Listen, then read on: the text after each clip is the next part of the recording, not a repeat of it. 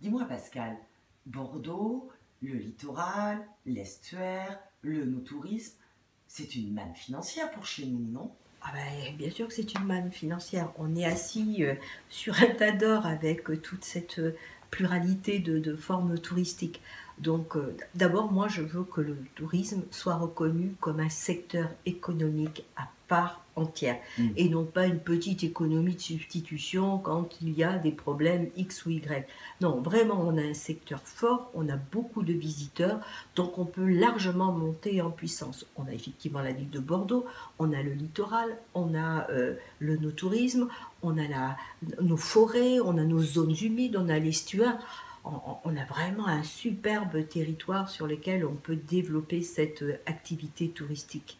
Et qu'est-ce qui nous manquerait justement, tu vois, quand tu parles de développement, c'est quoi ce petit plus? Alors, globalement, il faut professionnaliser davantage ce secteur. Mm. Euh, et on voit bien, quand on fait de la formation dans les métiers du tourisme, on a encore du mal à trouver des stagiaires. Or là, franchement, il y a de l'emploi. Donc il faut professionnaliser parce que les touristes sont exigeants, donc il faut avoir une qualité d'accueil, une qualité de service. Il faut aussi aller vers des offres plus diversifiées, plus travaillées, plus labellisées, de manière à avoir là aussi ce côté qualitatif. Il faut aller aussi vers des formes collaboratives. Il y a le tourisme de masse, bien entendu, mais de plus en plus, les touristes cherchent des petites formes, des petites pépites. Eh bien ça, c'est une offre qui peut être travaillée.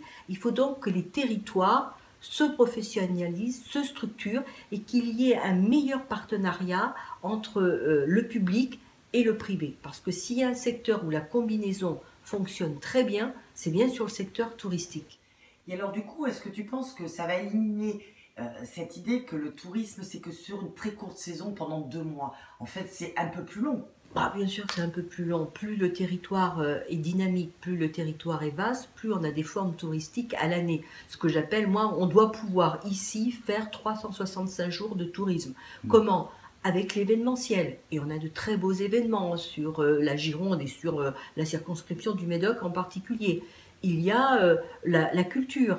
Il y a le patrimoine, qui pleuve ou qui vente, le patrimoine, il ne bouge pas. Il y a tout un tas de nos saisons qui peuvent être mises en valeur sur des offres plus ciblées. Donc bien sûr que l'on peut faire du tourisme tout au long de l'année.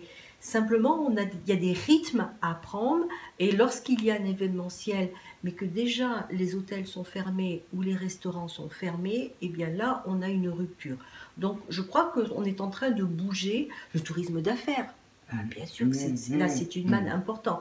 Donc, si on intègre bien que l'on peut faire du tourisme toute l'année, je pense qu'après, eh bien, l'offre touristique va mieux se pérenniser sur ces nouvelles demandes. Alors, quand je dis nouvelles demandes, c'est bien sûr la clientèle étrangère, c'est la clientèle nationale, sans oublier aussi la clientèle girondine. Là aussi, trois axes forts qui nous permettent d'allonger les ailes de saison.